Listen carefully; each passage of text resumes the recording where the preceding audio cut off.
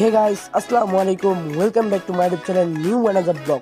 So guys, আপনাদের সকলকে 2025 এর নিউ ব্লগে স্বাগত। সো গাইস, আজকে আমি যাচ্ছি যশোরে। সো এই ব্লগটাতে আমি পুরাই একা ট্যুর দিতেছি। আবার একা বলতে পুরো একা নয়, আমার সাথে আমার আম্মু যাচ্ছে। তো আপনাদের সাথে দেখা হচ্ছে যশোরে। Let's go.